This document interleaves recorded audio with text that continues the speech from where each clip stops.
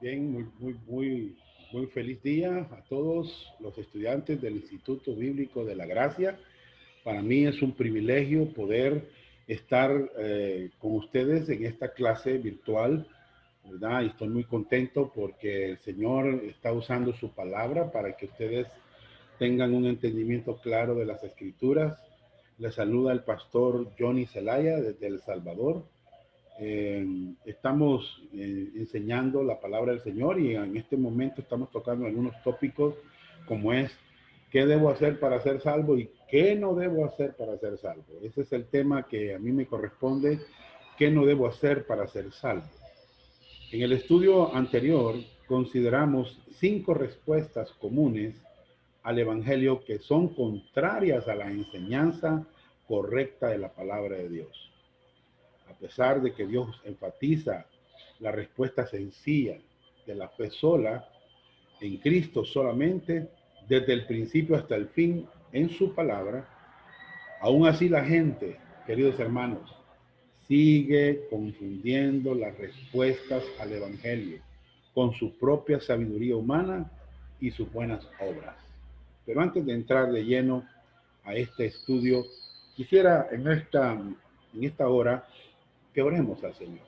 Padre, gracias te damos por este hermoso privilegio que me concedes de poder iniciar esta clase de la lección 10 de Romanos para nuestros estudiantes del Instituto de la Gracia. Gracias por tu misericordia y por tu bondad para con nosotros. Ilumínanos, Señor, con tu palabra. En el nombre de Jesús. Amén. Muy bien. Cualquier respuesta diferente al Evangelio que no sea creer en el Señor Jesucristo distrae el significado verdadero del Evangelio. Cualquier respuesta, porque están agregando obras a la condición para recibir la salvación. Eh, Hermanos queridos, ¿qué no debo hacer para ser salvo? Esta es la segunda parte de nuestra lección, número 10. ¿Cuál es la condición para recibir la salvación? Bueno, nosotros hemos explicado que ¿qué es la condición bíblica para recibir la salvación? Y aquí hemos eh, explicado, hermanos, en la lección anterior, que hay más de 100 versículos en el Nuevo Testamento, en donde, hermanos, la salvación es por gracia, por medio de la fe sola en Cristo solamente. Por eso, aquí estamos mostrando en esta ilustración cómo ser salvo y cómo no ser salvo, ¿verdad? Eso estamos mostrando en esta ilustración. Observe que es válido, bíblicamente, es válido presentar los aspectos positivos y negativos de las respuestas al Evangelio. Nuestra intención, queridos hermanos, en esta lección no es criticar, sino ser fieles a Dios con su palabra. ¿Cómo es ser salvo y cómo no ser salvo? Aquí tenemos el libro de los Hechos, capítulo 13, versículo 39, y que de todo aquello de que por la ley de Moisés no pudisteis ser justificado. Aquí está cómo no ser salvo. ¿Cómo ser salvo? En él es justificado todo aquel que cree. Entonces aquí vemos la diferencia entre cómo no ser salvo y cómo ser salvo. Y ese es el tema que estamos tocando en estas lecciones de Romanos. Romanos 3:28, concluimos pues que el hombre es justificado por fe. Aquí es cómo ser salvo, sin las obras de la ley. ¿Cómo no ser salvo? ¿Verdad? Romanos 4:5, más al que no obra, ahí es cómo no ser salvo. Si no cree, que es la condición, ¿verdad? En aquel, el objeto correcto, que justifica al impío, su fe le es contada por justicia. Gálatas 2:16, sabiendo que el hombre no es justificado por las obras de la ley. Miren, aquí está bien claro cómo no es salva una persona, sino por la fe de Jesucristo. Nosotros también hemos creído en Jesucristo para ser justificados por la fe de Cristo y no por las obras de la ley, por cuanto por las obras de la ley nadie será justificado. Nadie será justificado. Muy bien, hermanos, muy bien. Así es que aquí tenemos las condiciones bíblicas para la salvación, ¿verdad? Tenemos Efesios 2, 8 y 9. Porque por gracia sois salvos por medio de la fe, y esto no de vosotros, pues es don de Dios, no por obras, para que nadie se gloríe. ¿Cómo es salva una persona y cómo no es salva una persona? Segunda Timoteo 1:9, quien nos salvó y nos llamó con llamamiento santo, no conforme a nuestras obras, sino según el propósito suyo y la gracia que nos fue dada en Cristo Jesús antes de los tiempos de los siglos. Tito 3:5, nos salvó, no por obras de justicia que nosotros hubiéramos hecho, sino por su misericordia, por el lavamiento de la regeneración y la renovación en el Espíritu Santo. Entonces, hermanos, hemos visto cómo es salva una persona y cómo no es salva una persona. Por eso necesitamos estudiar la palabra de Dios, ¿verdad? ¿Por qué? Porque, hermanos, la palabra de Dios es inspirada por Dios. Toda la escritura es inspirada por Dios y útil para enseñar, para redarguir, para corregir, para instruir en justicia. Muy bien. Pero también vimos en la lección anterior las 4C del estudio bíblico. ¿Cuáles son? Bueno, vimos el contexto, ¿verdad? Estas son las 4C que vimos en la anterior clase. El contenido, compare y concluye, ¿verdad? El contexto, o sea, nos está demostrando que cada versículo de la Biblia se encuentra en un contexto en particular. Un versículo tiene que ser entendido, hermanos, en relación a todo un pasaje, ¿verdad? El contenido, bueno, en el contenido vamos a analizar, es un estudio minucioso de su contenido, cuáles son los verbos, cuáles son los sustantivos, cuáles son las preposiciones, ¿verdad? ¿En qué tiempo está la palabra? Compare, esto es importante, otros versículos relacionados al pasaje para llegar a conclusiones, hermanos, correctas, algo lógico, algo bíblico que tiene sentido. Entonces, hemos visto la condición para recibir la salvación. Número 2, las confusiones acerca de la salvación. ¿Cuáles son algunas condiciones erróneas para recibir la salvación? Número 1, la primera confusión, creer y ser bautizado. Amén. No, hermanos. No pueden haber dos salvadores. Solo hay uno, Jesucristo. Confusión 2, creer y guardar los 10 mandamientos. Lo vimos en la lección anterior. Hermanos, si alguien ofende en un punto, se hace culpable de todos. Confusión 3, creer y confesar tus pecados. Hermanos, hemos visto que la confesión es para creyentes, no para inconversos, ¿verdad? Eso está en 1 Juan 1:9. La cuarta confusión, arrepiéntete de tus pecados y serás salvo. Imagínense, hermanos, arrepiéntete de tus pecados y serás salvo. Queridos hermanos, qué importante es que nosotros entendamos estas verdades, que el arrepentimiento está en la categoría de las obras, ¿verdad? Muy bien. Quinta confusión, invita a Cristo a entrar en tu corazón. Y vimos, hermanos, que los versículos que utilizan para invitar a Cristo a entrar en tu corazón están fuera de contexto, como es Apocalipsis 3:20, ¿verdad?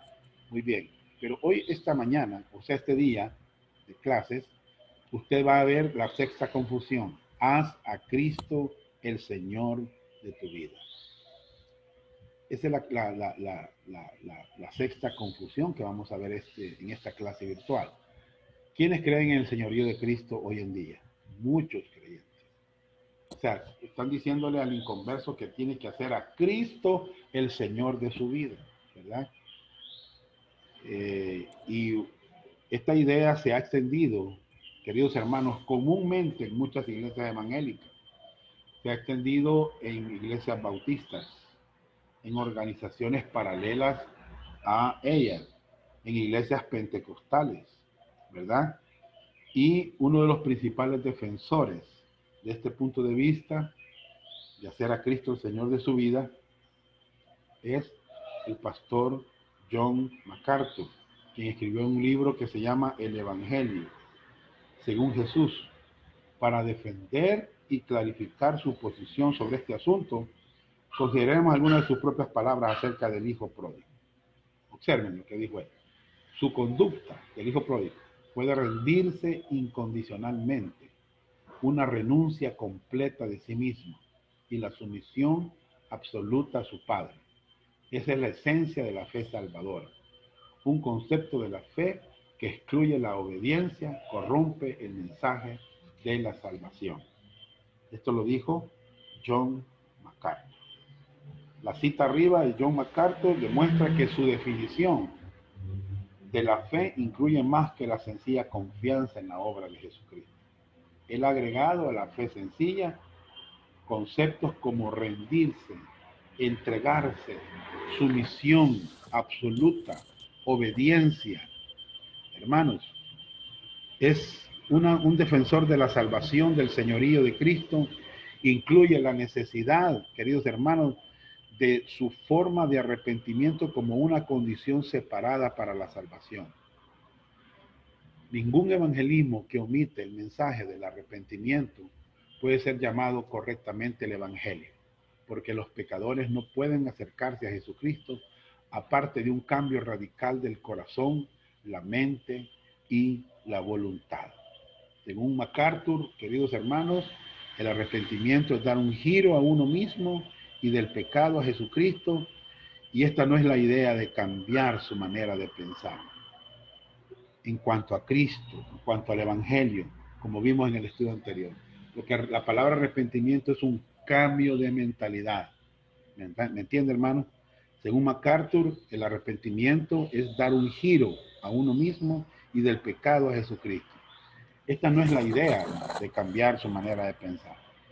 Entonces, a la misma vez, MacArthur, óigame bien, está preocupado con razón de otra respuesta al evangelio que algunos evangélicos proponen fuertemente. Hermanos, ¿cómo? Los creyentes contemporáneos han sido condicionados a creer que porque han recitado una oración, han firmado un papel, han pasado al frente de la iglesia, han hablado en lenguas, fueron desmayados en el espíritu y algunas otras experiencias, por lo tanto, fueron salvos. Lamentablemente, queridos hermanos, aquellos que distorsionan la respuesta correcta al evangelio son un blanco fácil, ¿verdad?, para los proponentes y defensores del evangelio del señorío de Cristo. La respuesta correcta de la fe en la obra completa de Cristo no está siendo enseñada claramente, aún por muchos de ellos que John MacArthur trata de exponer, ¿verdad? Entonces, hermanos, los maestros de la salvación del señorío de Cristo rechazan la salvación por gracia, como si fuese una fe seca, una fe intelectual en datos estériles que no resulta en una vida cambiada. Su condición entonces es que la fe incluye mucho más que de aceptar los hechos. En adición a, usted debe incluir los elementos de rendirse, hacer un compromiso con el señorío de Cristo. Si uno no establece este requisito de rendirse, dicen ellos, y hacer un compromiso, entonces es un vendedor de gracia barata y creencias fáciles. La salvación por la gracia involucra la fe, los hechos, sin duda. Una persona necesita entender, conocer los hechos reales del evangelio. ¿Qué están diciendo ellos? Lo que están diciendo ellos es que ellos deben de rendirse completamente al señorío de Cristo. Cuando oyen el evangelio deben de rendirse. Hermano, yo me hago una pregunta. ¿Cómo un pecador sin el Espíritu Santo, hermano, puede rendir su vida a Cristo totalmente? Yo me hago esa pregunta porque aún los creyentes no hemos rendido totalmente toda nuestra vida a Cristo, nuestro tiempo, nuestra mente, ¿verdad? Todo nuestro trabajo en la obra del Señor, no nos hemos rendido completamente. Entonces, hermanos, ¿qué dice 1 Corintios 15, 1 al 4?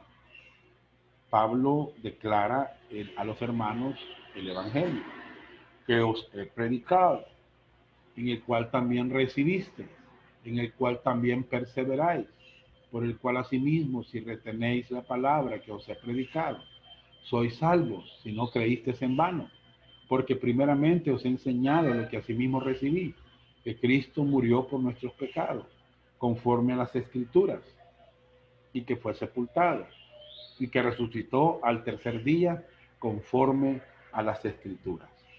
Es la fe en Cristo, como está presentada en este mensaje, que nos salva, hermanos. Sin embargo, la fe no es meramente una conformación intelectual, sino que también involucra un elemento de confianza o fe personal. Hermanos, no es verdad que nuestra fe sea seca, puesta, hermanos, en datos estériles, como es el confiar personalmente en la obra suficiente de Jesucristo en la cruz del Calvario. Más bien, esa es la manera en que poseemos el regalo de la vida eterna, que se convierte en una posesión permanente en el creyente. Además, la gracia no es una gracia barata por dos razones. Primero, no fue algo barato para Dios porque le costó la muerte de su Hijo. Fue muy caro para Dios. Segundo, no es ni barata para los recipientes de la salvación, sino que es gratis. Es gratis. ¿Qué dice Romanos? Hermanos, mire, Cristo murió, dice Pablo a los Corintios, Cristo murió por nuestros pecados, fue sepultado, resucitó al tercer día. Imagínense, hermanos, el enfoque del Evangelio. Nos habla de Cristo, ¿verdad? Una persona específica, nos habla de murió por nuestros pecados, una obra específica, fue sepultado y resucitó al tercer día. Entonces no es barata la salvación, sino que es gratis. ¿Qué dice Romanos 3:24? Siendo justificados gratuitamente por su gracia, por medio de la redención que es en Cristo Jesús. Noten que no dice aquí barato o precio bajo. No, no está diciendo eso, hermano. Barato implicaría que nos costó un poco, pero no nos costó nada para ser salvos, porque Cristo pagó toda la pena por nosotros. Alabado sea el Señor, hermanos. Hermanos, noten, hermanos, eso. Veamos la clarificación. Debido a que Cristo es Señor, Dios, la salvación viene simplemente por medio de confiar en Él, no por el acto de rendirse al Señor. ¿Ven la clarificación, hermanos? Y ellos utilizan Romanos 12, 1 y 2 para decir que hay que rendir a Cristo. No, quiero decirles una cosa, quiero clarificar algo. Veamos el pasaje, por favor, de Romanos 12, 1 y 2. Así que, hermanos, entonces, ¿a quién se refiere la Biblia? A los hermanos. Aquí no está hablando de inconversos.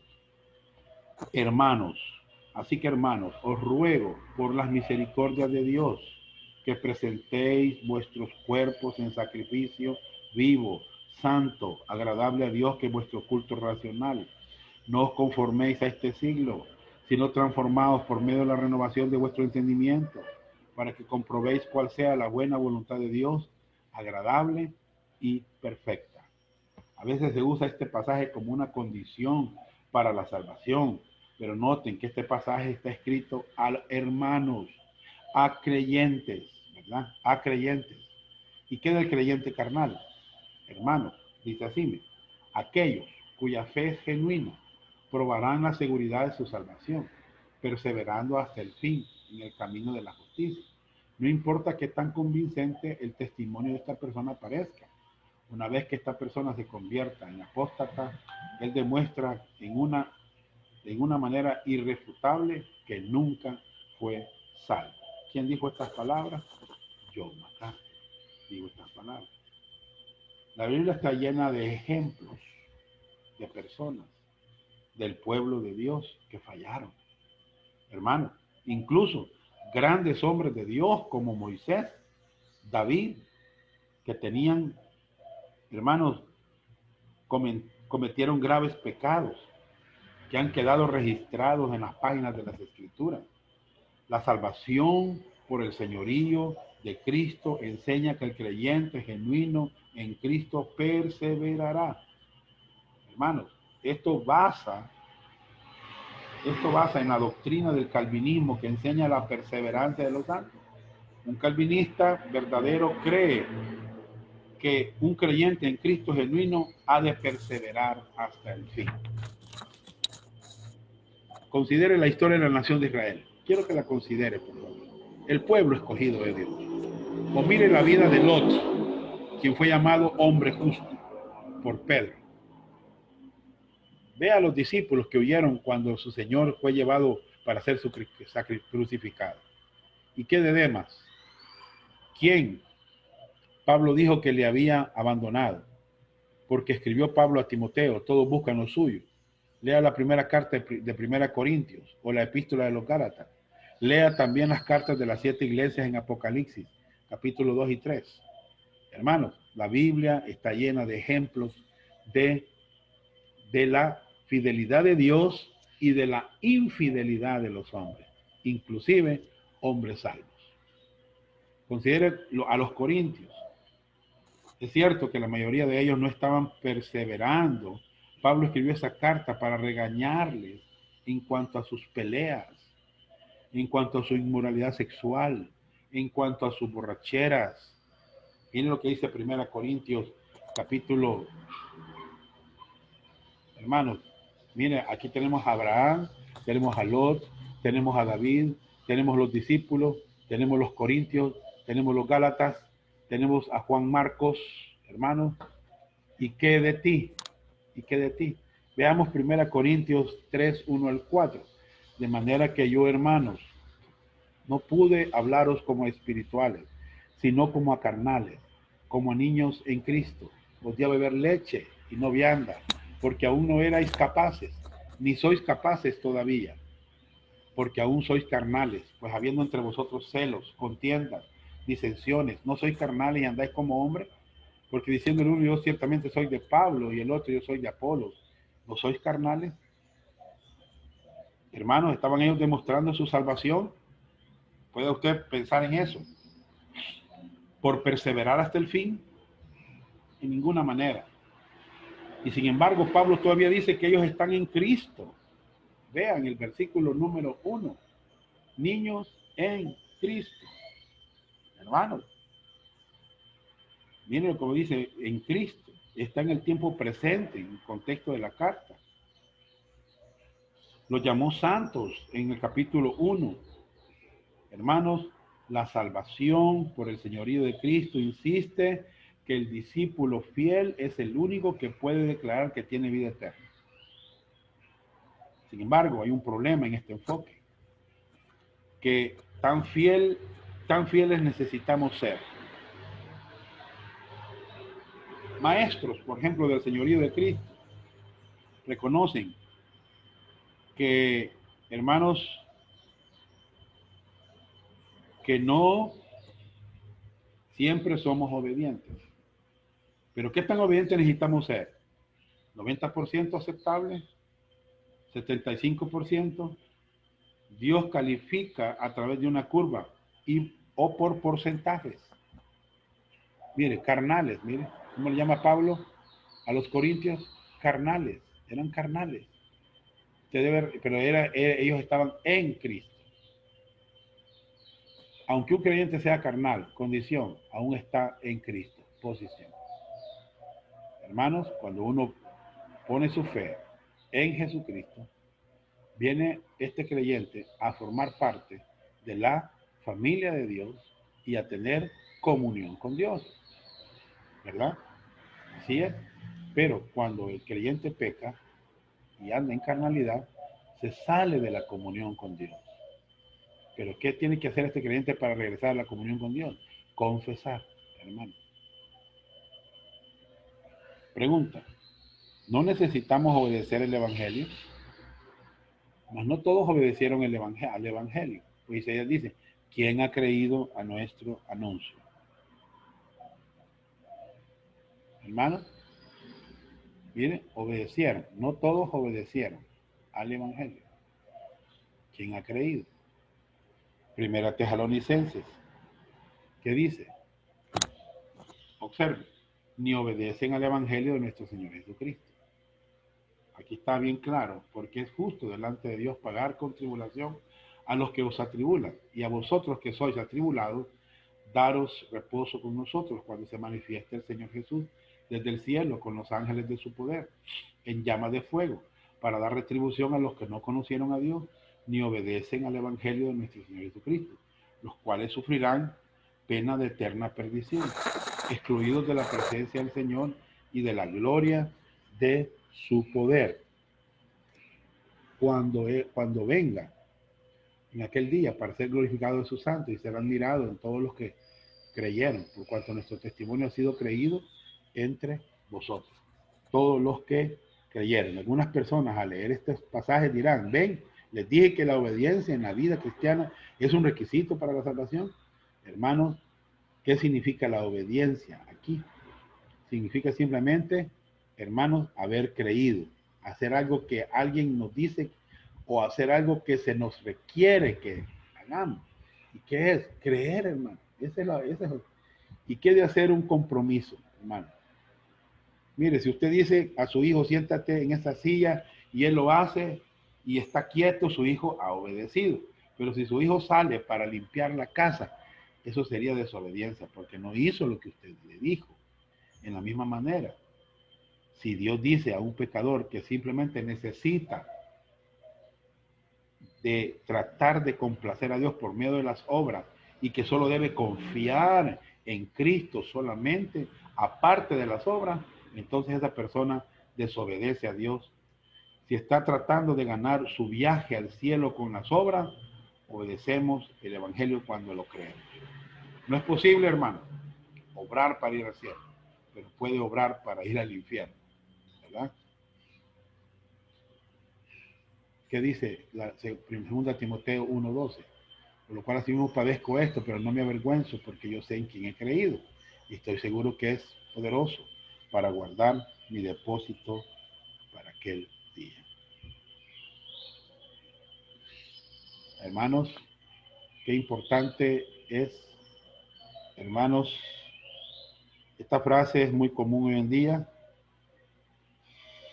Considere lo siguiente en una guía de entrenamiento de la web. Hermano, considere, ¿verdad? Muy bien. ¿Qué más tenemos? Tenemos la confusión número 7, hermano. Pero esta confusión 7 vamos a analizarla, hermanos, pero quiero que decir algo más con respecto a 2 Timoteo 1:12. ¿Qué es lo que Pablo le había depositado a Dios?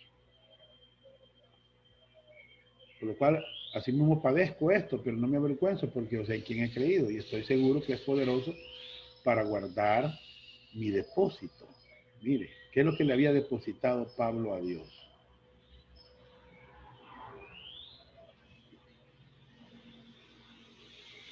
Hermano, fuera lo que fuera, Dios sería capaz de guardar. Es la fidelidad de Dios la que guarda nuestro depósito, no nuestra fidelidad. Oiga bien, nosotros depositamos a Él nuestro destino eterno. Esto es lo mismo que el acto de dedicar la vida a Él, ni presentar nuestras vidas al Señorío de Cristo. De hecho, es lo opuesto. Nos damos cuenta que es realidad. No tenemos nada que ofrecerle a Él. Solo confiamos en Cristo y Él solo nos salva y nos mantiene guardados. Reconozcamos, pues, que nunca habría sido posible obtener ni mantener nuestra salvación basada en nuestra fidelidad. Esto es lo que el versículo 12 dice. Porque yo sé en quién he creído. Ese es Jesucristo. Ese es Jesucristo. Hermano. Nunca diga a alguien que necesita entregar su vida a Cristo para ser salvo. Nunca diga eso. O sea, que si decimos que vamos a entregar nuestra vida a Cristo para ser salvos, eso implicaría entregar el control de nuestra vida como un requisito para la salvación. Hermanos, en primer lugar, nuestra vida no tiene valor para Dios. Estamos muertos en delitos y pecados. Y nuestra condición es la de un muerto espiritual. Hermanos, la verdad es que realmente ni siquiera tenemos una vida para darle a Él. Segundo, Dios no quiere que nosotros le demos nuestras vidas a Él.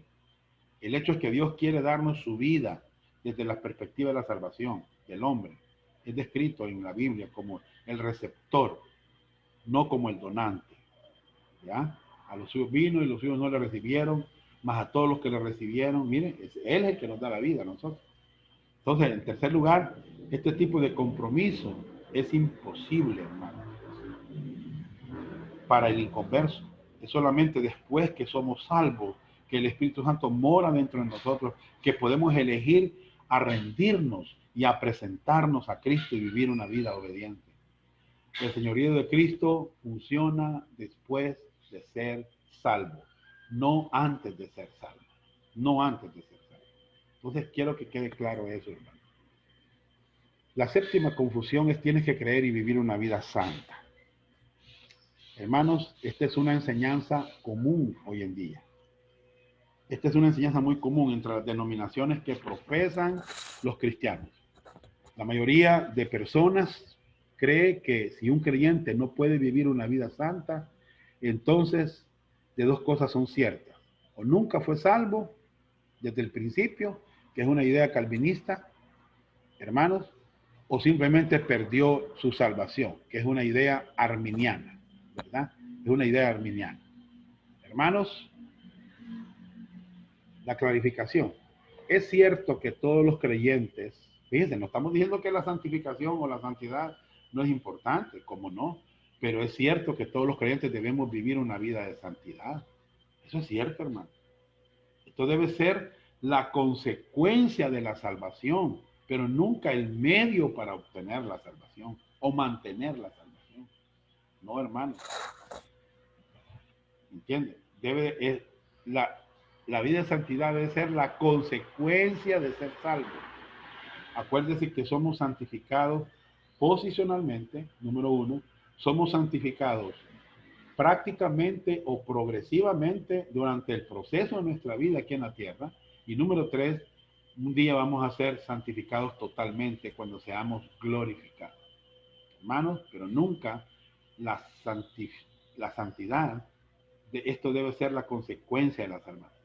Nunca es la vida de santidad, hermanos, no es para ser salvo, sino que es la consecuencia de ser salvo, pero nunca el medio para obtenerla o mantener la salvación. Hermanos queridos, qué importante que nosotros clarifiquemos estas verdades, ¿verdad? Por ejemplo, la que está en Pedro, 1 Pedro 1:13 al 17, por tanto, ceñid los lomos de vuestro entendimiento y sed sobrios, y esperad por completo en la gracia que se os traerá cuando Jesucristo sea manifestado como hijos obedientes. No os conforméis a los deseos que antes teníais, estando en vuestra ignorancia, sino como aquel que os llamó es santo, sed también vosotros santos en toda vuestra manera de vivir, porque escrito está: sed santos porque yo soy santo. Una vida santa o apartada para Dios es definitivamente, hermanos, la voluntad de Dios para cada creyente. Sin embargo, hacer de la santidad un requisito para la salvación es como poner la carreta antes del caballo. Una vida santa o piadosa, de buenas obras, son el resultado de la salvación, no es el medio o el requisito para la salvación. ¿Ya? Y si invocáis por Padre a aquel que sin acepción de personas juzga en una obra de cada uno, conducíos en temor todo el tiempo de vuestra peregrinación. Hermanos, ¿cuál es el lugar correcto de las obras? Bueno, Efesios 2, 8 y 9 dice: porque por gracia sois salvos por medio de la fe, y esto no de vosotros, pues es don de Dios, no por obras para que nadie se gloríe. Porque por la fe sola en Cristo, no por obras para que nadie se gloríe. Entonces las obras son después de la salvación, hermano. No es por obras la salvación, sino que eso viene después. ¿Qué dice la Biblia? No por obras para que nadie se gloríe, porque somos hechura suya, creados en Cristo Jesús para buenas obras, las cuales Dios preparó de antemano para que anduviésemos en ellas. ¿Qué tan santas deben ser nuestras vidas? Porque os digo que si vuestra justicia no fuera mayor que la de los escribas y fariseos, no entraréis en el reino de los cielos. Si usted trata de acercarse a Dios sobre la base de una vida santa, entonces, ¿cuál es el estándar de Dios? Jesucristo usó como ejemplo a los mejores de la sociedad cuando Él vivió en la tierra y dijo a la gente que aún ellos no eran lo suficientemente buenos. Los fariseos eran la élite religiosa. Si aún ellos no eran lo suficientemente buenos ante los ojos de la gente, era obvio que nadie era suficientemente bueno ante los ojos de Dios. Y Jesucristo dejó muy claro que ellos no eran lo suficientemente buenos. Si vuestra justicia, ¿qué justicia es esa? Es la justicia, hermanos, imputada, no fuera mayor que la de los escribas y fariseos. Nadie puede acercarse a Dios sobre la base de una vida santa, sobre la base de mi propia justicia. Vivir una vida santa no puede obtener ni mantener la salvación, ni puede ser la base de nuestra seguridad. Esto fue hermano, si esto fuera así, ¿qué tan santos necesitamos ser? Sin embargo, una vida santa es la voluntad de Dios y Dios desea que cada creyente la viva, ¿verdad? Tiene que ser 100% una vida santa, 100%. ¿Cree que la logra? ¿Cree que lo va a lograr de este lado de la vida? Hermano, no se logra, no se logra. ¿Qué dice Tito? Porque la gracia de Dios se ha manifestado, en Tito 2, del 11 al 14, se ha manifestado para salvación a todos los hombres, enseñándonos que renunciando a la impiedad y a los deseos mundanos, vivamos en este siglo sobria, justa y piadosamente, aguardando la esperanza bienaventurada y la manifestación gloriosa de nuestro gran Dios y Salvador Jesucristo, quien se dio a sí mismo por nosotros para redimirnos de toda iniquidad y purificar para sí un pueblo propio, celoso de buenas obras.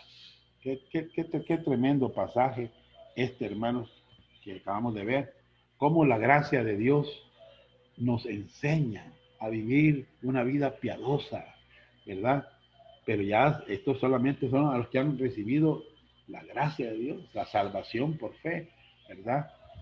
Hermanos, después de ser salvos, pues Dios nos enseña cómo vivir una vida piadosa, cómo vivir apartado de toda inmundicia e iniquidad, ¿verdad? Bien, veamos la octava confusión. Ven al frente y haz la oración del pecador. Miren la confusión, hermano. ¿Quiénes usan esta práctica hoy en día? Muchos, hermanos, muchas personas.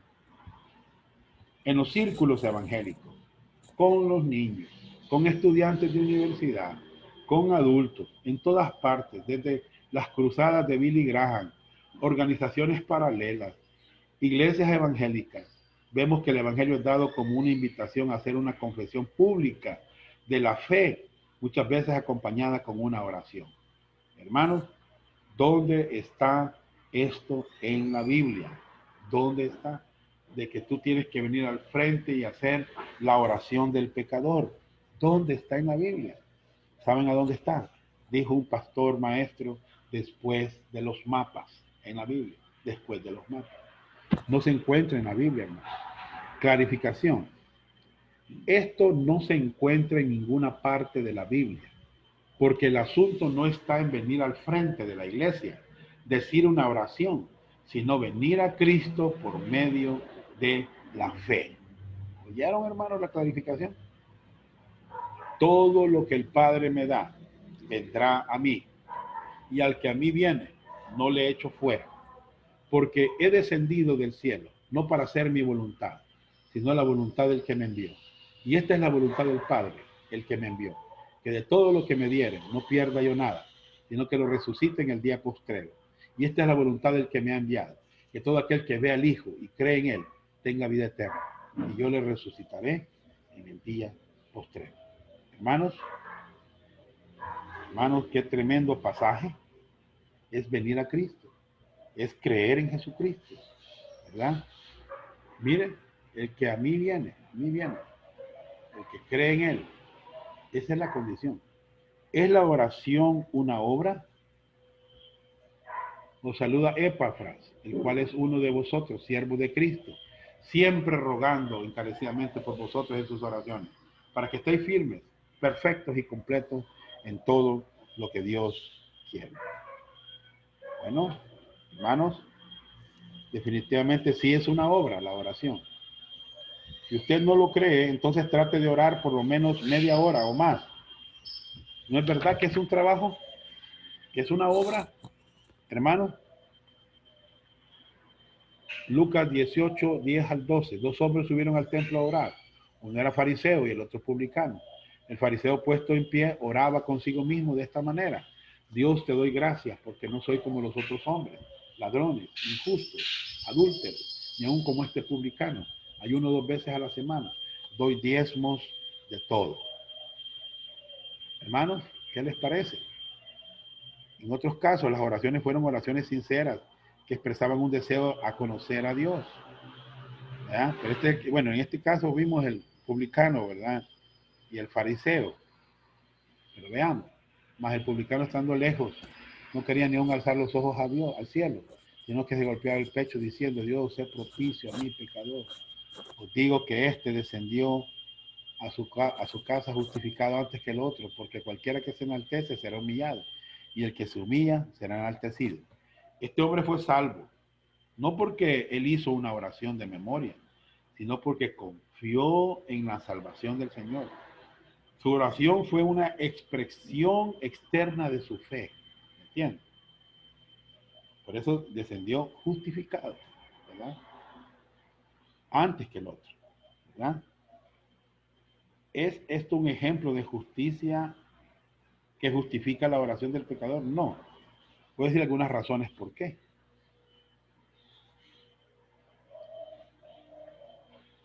Voy a decir por qué, hermano. En primer lugar, no es una oración aprendida de memoria, la que hizo este publicano, que el publicano recitó. Fue una expresión del corazón. No había una persona guiándole a hacer la oración o haciendo la sugerencia que él orara o repitiera esta oración.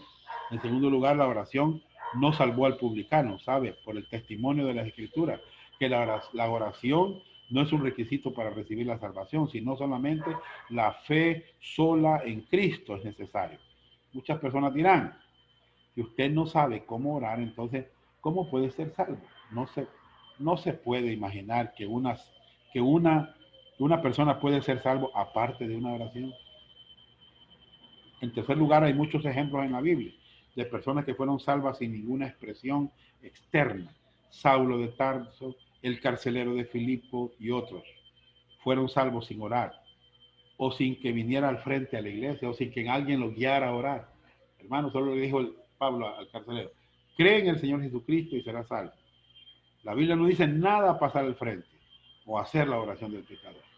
Una oración puede que sea una expresión de la fe de alguien.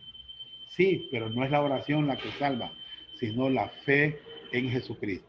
Es solamente, hermanos, un asunto de la semántica.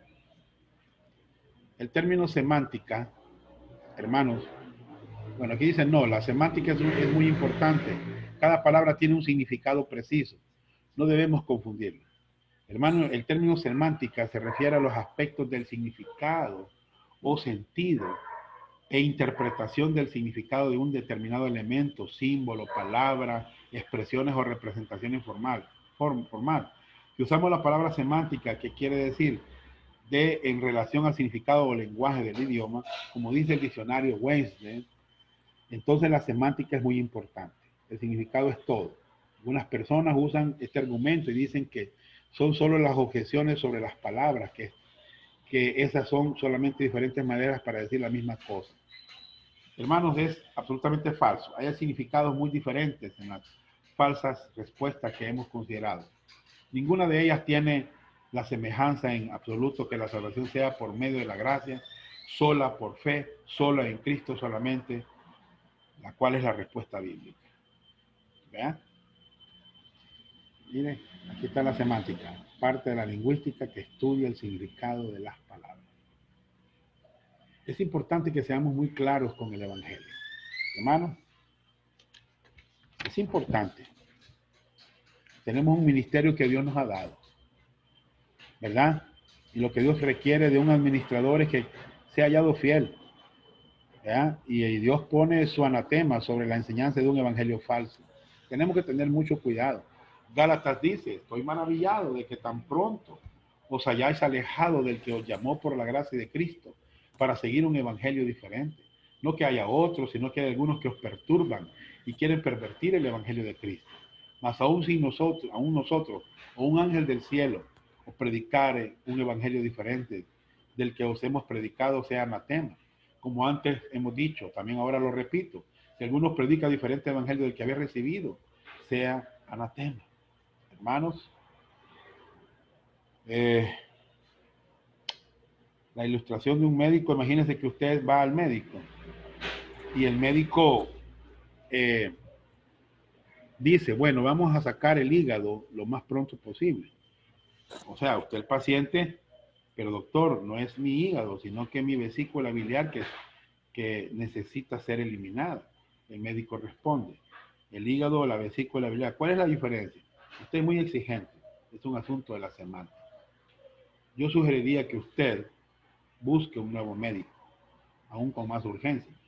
El gran emperador Napoleón tenía 3 mandatos que él dio a sus mensajeros cuando anunciaban sus órdenes a las distintas secciones de su ejército. Número 1, el primer mandato, sea claro. El segundo mandato, sea claro. Y el tercer mandato, sea claro. Dice 1 Corintios, si la trompeta diera sonido incierto, ¿quién se preparará para la batalla? ¿Entienden? Hermanos, tomemos muy en serio estas palabras cuando predicamos el Evangelio. Seamos claros. No confundamos a la gente. Ore para recibir a Cristo, dé su corazón a Dios, niéguese a sí mismo, tome su cruz y siga, invite a Cristo a entrar en su corazón, arrepiéntase y sea bautizado, entregue su vida a Cristo, abandone sus pecados, diga la oración del pecador, ponga a Cristo en el trono de su vida. Hermanos, estos son evangelios confusos. ¿Entienden? Hay muchas personas que usan estas expresiones equivocadas. Muchas personas. No permita que su orgullo se interponga en el camino. No permita, hermano. Es que así nos enseñaron a nosotros, es que así fue la tradición. No deje que sus emociones se interpongan en el camino. ¿Entiende? No permita que la tradición de su iglesia se interponga en su camino. Hermanos, sirvamos en la obra de Dios, en la manera de Dios, usando la palabra de Dios. No permita que la terminología o ideas no bíblicas entren en su pensamiento o en la presentación de las buenas nuevas del Evangelio. Usted no se puede equivocar. Si usted usa la palabra fielmente como Dios le escribió en su presentación del Evangelio, Dios realmente, Él nos necesita a nosotros para redactar su palabra. No, no, hermano. Seamos claros al predicar el Evangelio. Seamos claros. Enfoquemos a Jesucristo. Hablemos de su obra, lo que Él hizo en la cruz, el pago que Él realizó, que fue sepultado. Seamos claros, hermanos, y no confundamos el Evangelio. No lo confundamos.